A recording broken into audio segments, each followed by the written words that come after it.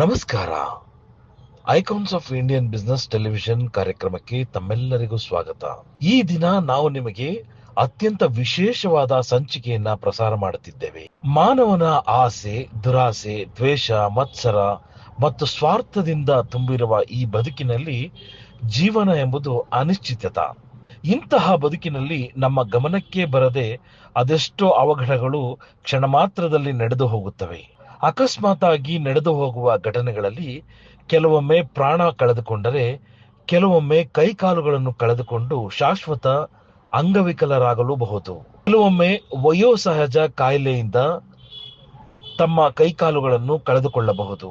ಇಂತಹ ಸಂದರ್ಭದಲ್ಲಿ ಅಂಗವಿಕಲರಾದ ಬದುಕು ಮುಗಿದೇ ಹೋಯಿತು ಎಂದು ತಿಳಿದುಕೊಂಡ ಸಂದರ್ಭದಲ್ಲಿ ಅವರ ಬದುಕಿಗೆ ಆಶಾಕಿರಣವಾಗಿ ನಿಂತಿದ್ದಾರೆ ದೀಪಕ್ ಮತ್ತು ಹೇಮಾ ದಂಪತಿಗಳು.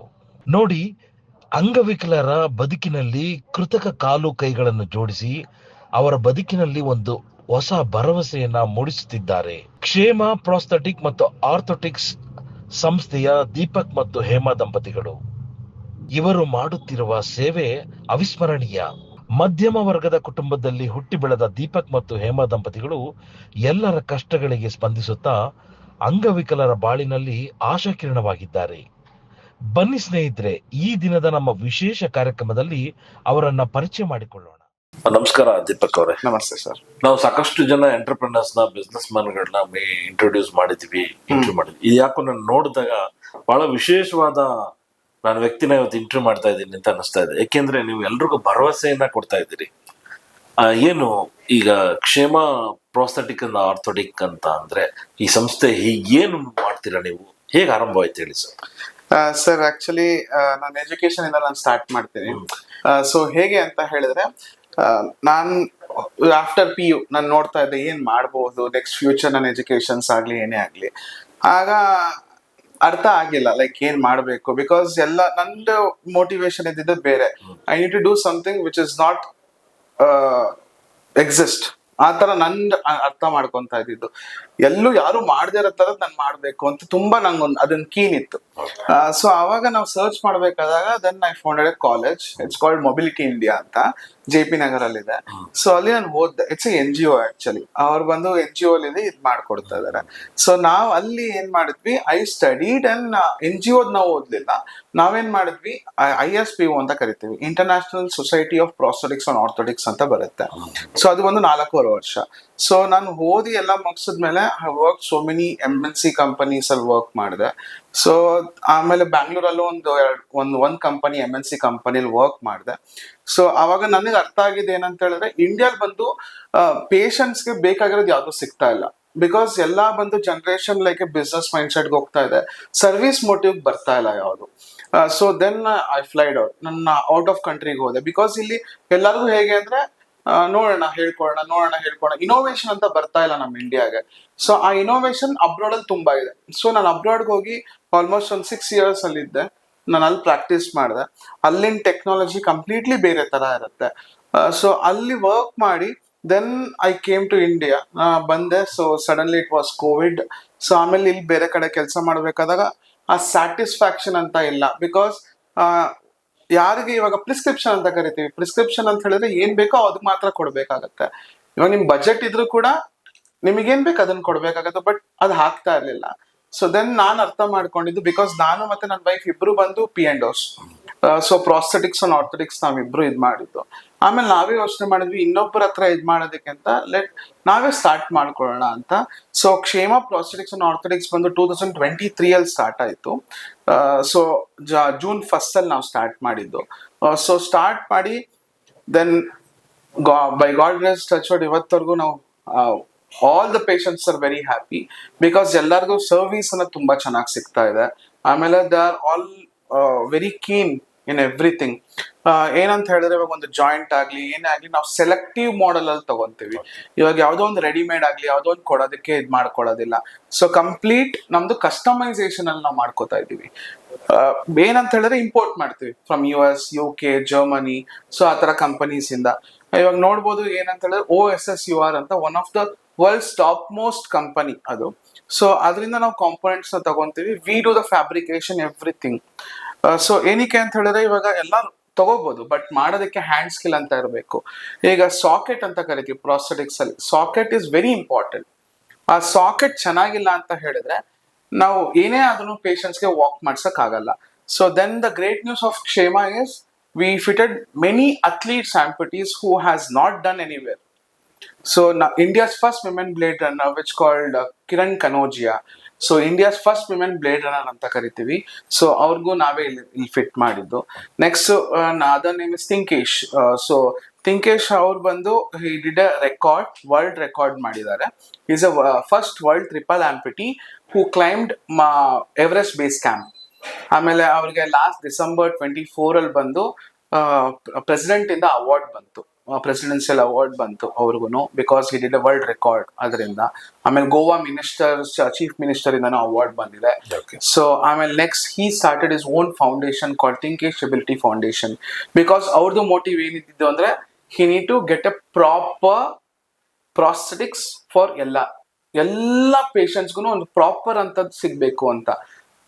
ಅವ್ರ ಫೌಂಡೇಶನ್ ಇಂದ ತುಂಬಾ ಜನ ಪೇಷಂಟ್ಸ್ಗೆ ಏನಾಗ್ತಿದೆ, they are not getting proper ಆಗಿರೋ ಎಲ್ಲಿ ಫಿಟ್ಮೆಂಟ್ ಆಗ್ಲಿ. ಸೊ ಇವಾಗ ಎಷ್ಟೋ ಜನ ಒಂದು ಡೆಲ್ಲಿಯಿಂದ ಬರ್ತಾರೆ, ಕಾಶ್ಮೀರಿಂದ ಬರ್ತಾ ಇದಾರೆ, ಗುಜರಾತ್ ಇಂದ ಬರ್ತಾ ಇದಾರೆ, ಎಲ್ಲಾ ಕಡೆನೂ ಇದೆ. ಬಟ್ ಏನಂತ ಹೇಳಿದ್ರೆ they are not getting proper ಆಗಿರೋ ಒಂದು ಪ್ರಾಸ್ಥೆಟಿಕ್ಸ್ ಅಂತ ಸಿಗ್ತಾ ಇಲ್ಲ. ಸೊ ಸಿಗದೆ ಇದ್ದ ಕಾರಣ ಏನಾಗ್ತಾ ಇದೆ, ಎಲ್ಲಾರ್ಗು ಏನೋ ಒಂದು ಸಿಕ್ಕಿರೋದ್ರಲ್ಲಿ ಹಾಕೊಂಡ್ ನಡಿಯೋಣ. ಬಿಕಾಸ್ ಯಾಕೆಂದ್ರೆ ನೋಡಿ, ಸೊ ಪ್ರಾಸ್ಥೆಟಿಕ್ಸ್ ಅನ್ನೋದು it's A one time investment. ಇವತ್ ನೀವು 1 ಲಕ್ಷ ಕಟ್ಟು, ತಿರ್ಗಾ ನೀವು ನಾಳೆ ಇನ್ನೊಂದ್ ಸ್ವಲ್ಪ ಕಟ್ಟು, ನಾಳೆ ಇನ್ನೊಂದ್ ಸ್ವಲ್ಪ ಕಟ್ಟು ಅಂತ ಎವ್ರಿ ಟೈಮ್ ಫ್ರೀಕ್ವೆಂಟ್ ಆಗಿ ನಾವು ಖರ್ಚು ಮಾಡ್ತಾ ಇದ್ರೆ, so it is not right. So ಆ ಸರ್ವಿಸ್ ನ ನಾವು completely we are doing in zero cost. We have a zero cost ಪ್ರಾಸೆಸಿಕ್ಸ್.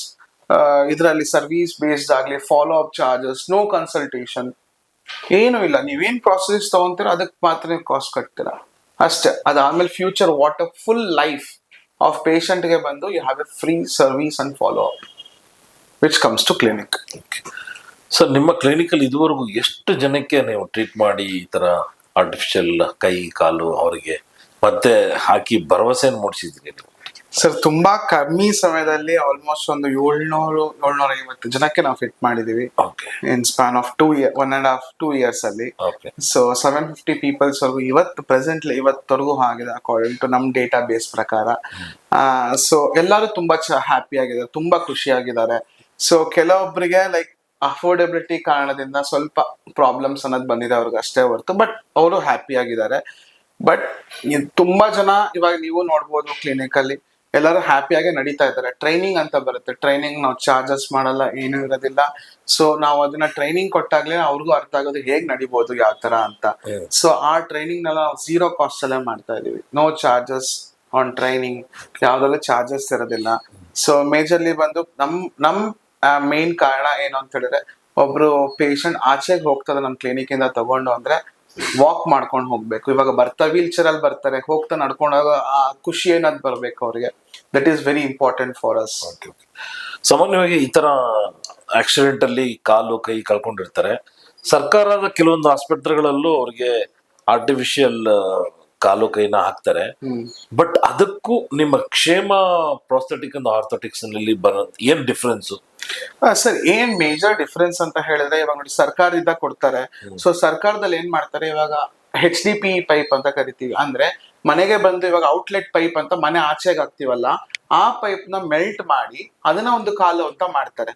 Next ಬಂದು ಪಾದ ಬಂದು ರಬ್ಬರ್ ಅಲ್ಲಿ ಮೋಲ್ಡ್ ಮಾಡಿ ಒಂದು ಪಾದ ಅಂತ ತಯಾರಿ ಮಾಡ್ತಾರೆ. ಬಟ್ ನಮ್ದೇನ್ ಬರುತ್ತೆ ಅಂದ್ರೆ ಕಂಪ್ಲೀಟ್ಲಿ ಕಾರ್ಬನ್ ಫೈಬರ್. ಇದು ಫುಲ್ಲಿ ವಾಟರ್ ಪ್ರೂಫ್, ರಸ್ಟ್ ಆಗಲ್ಲ, ಯು ಹ್ಯಾವ್ ವ್ಯಾರಂಟಿ, ಎಲ್ಲದಲ್ಲೂ ವ್ಯಾರಂಟಿ ಇರುತ್ತೆ. ನೆಕ್ಸ್ಟ್ ನಿಮಗೆ ಇದ್ರಲ್ಲಿ ಮೂವ್ಮೆಂಟ್ ನೋಡಿದ್ರೆ ಇಟ್ ಈಸ್ ಅನ್ಬಿಲೀವಬಲ್.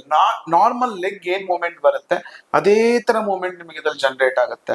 ಸೊ ಇದು ಒಂದೇ ಫುಟ್ ಅಲ್ಲ, ಎಲ್ಲಾ ತರದ ಫುಟ್. ಇವಾಗ ಈ ಫುಟ್ ತಗೊಂಡ್ರು ನಿಮಗೆ ಕಂಪ್ಲೀಟ್ ಆಗಿ ನಿಮಗೆ ಏನೇನ್ ಮೂವ್ಮೆಂಟ್ ಬರಬೇಕು ಎಲ್ಲಾ ತರ ಮೂವ್ಮೆಂಟು ಬರುತ್ತೆ. ಇವಾಗ ಹಿಂದಕ್ ಮಾಡ್ಬೇಕಂದಾಗ ನೋಡಿ, ವೆಯ್ಟ್ ಆಕ್ಟಿವೇಟ್ ಆಗಿದ ತಕ್ಷಣ ಇದು ಹೀಗೆ ಹಿಂದಕ್ ಬರುತ್ತೆ. ಸೊ ತಿರ್ಗಾ ನಾವು ವೆಯ್ಟ್ ಹಾಕ್ಬೇಕು ಅಂದಾಗ ತಿರ್ಗಾ ಹಿಂಗ್ ಮುಂದಕ್ಕೆ ಬರುತ್ತೆ. ಸೊ ಈ ತರ ಈಸಿಯಾಗಿ ಮೂವ್ಮೆಂಟ್ಸ್ ಅನ್ನೋದು ಬರುತ್ತೆ. ಸೊ ಅವಾಗ ಸ್ಟ್ರೆಸ್ಫುಲ್ ಇರೋದಿಲ್ಲ. ಮತ್ತೆ ಇದು fully carbon fibre. Carbon fibre ಅಂದ್ರೆ ಎಲ್ಲರಿಗೂ ಗೊತ್ತಿರುತ್ತೆ, ಫ್ಲೈಟ್ಸ್ ಎಲ್ಲ ಯೂಸ್ ಮಾಡೋದು carbon fibre. The same material use ಆಗುತ್ತೆ ಬಿಕಾಸ್ ವೆಯ್ಟ್ ಬಂದು ಲೈಟರ್ ವೆಯ್ಟ್ ಇರುತ್ತೆ. ಸೊ ಅದು ಬಂದು ಬಿಲೋನಿ ಅಂತ ಕರಿತೀವಿ. ಇವಾಗ ಎಬೋನಿ ಅಲ್ಲೆಲ್ಲ ಬಂದು ನೋಡಿದ್ರೆ ನಿಮಗೆ ತುಂಬಾ ಡಿಫ್ರೆನ್ಸ್ ಬರುತ್ತೆ. ಇದು ಬಂದು ಮೈಕ್ರೋ ಪ್ರೊಸೆಸರ್ ಜಾಯಿಂಟ್ ಅಂತ ಕರಿತೀವಿ. ಸೊ ಒಂದ್ ಬಟನ್ ಕ್ಲಿಕ್ ಮಾಡ್ಕೊಂಡ್ರೆ ನಾರ್ಮಲ್ ಲೆಗ್ ನಾವು ಹೇಗೆ ಇಡ್ತೀವಿ ಅದನ್ನ ಕಾಪಿ ಮಾಡ್ಕೊಂಡು ವಾಕ್ ಮಾಡಕ್ ಸ್ಟಾರ್ಟ್ ಮಾಡುತ್ತೆ. ಇದನ್ನ ಬಂದು ಮೈಕ್ರೋ ಪ್ರೊಸೆಸರ್ ಅಂತ ಕರಿತೀವಿ. ಸೊ ಇದು ಬಂದು ಹೈಡ್ರಾಲಿಕ್. ಇವಾಗ ನೀವು ಸ್ಪೋರ್ಟ್ಸ್ ಮೋಡ್ ಹೋಗ್ಬೇಕು ಅಂದ್ರೆ ಸ್ಪೋರ್ಟ್ಸ್ ಮೋಡ್ ಹಾಕೋಬಹುದು. ಸೊ ನೀವು ವಾಕ್ ಮಾಡ್ಬೇಕಾದಾಗ ನೋಡಿ ಅದಷ್ಟೇ ಮುಂದಕ್ಕೆ ತರುತ್ತೆ, ನೀವೇನು ಮಾಡೋದೇ ಬೇಡ. So it comes forward by it self. Cycling ಮಾಡ್ಬೇಕಾ, ಥ್ರೆಡ್ಮಿಲ್ ಮಾಡ್ಬೇಕಾ, ಜಾಗಿಂಗ್ ಎವ್ರಿಥಿಂಗ್ ಇಸ್ ಪಾಸಿಬಲ್. ಎಲ್ಲ ಆಗತ್ತೆ ಇದರಲ್ಲಿ. ಆಗಲ್ಲ ಅನ್ನೋದು ಯಾವ್ದು ಇರೋದಿಲ್ಲ. ಸೊ ಮೋಡ್ಸ್ ಚೇಂಜ್ ಮಾಡ್ಕೊಬಹುದು, ಅವ್ರ ಆಕ್ಟಿವಿಟಿ ಪಾಡಿಗೆ ಅವ್ರು ಇದು ಮಾಡ್ಕೋಬಹುದು. ಯಾವ ಸೈನ್ಸ್ ಇದೆ ಅಂತ ಹೇಳ್ತೀರಿ ಸರ್ ಇದರಲ್ಲಿ? ಈ ಸಾಮಾನ್ಯವಾಗಿ ಆರ್ಥೋಪೆಡಿಕ್ಸ್ ಸರ್ಜನ್ಸ್ ಏನಾದ್ರೂ ಮೂಳೆ ಡ್ಯಾಮೇಜ್ ಆದ್ರೆ ನಮ್ಮ ಸರಿಪಡಿಸ್ತಾರೆ, ಮ್ಯಾಕ್ಸಿಮಮ್ ಟ್ರೈ ಮಾಡಿ. ಈಗೆಲ್ಲ ಸ್ವಲ್ಪ ಸ್ಟೀಲ್ ಪ್ಲೇಟ್ಸ್, ಸ್ಟೀಲ್ ರಾಡ್ಸ್ ಎಲ್ಲ ಹಾಕಿ ಸರಿಪಡಿಸ್ತಾರೆ.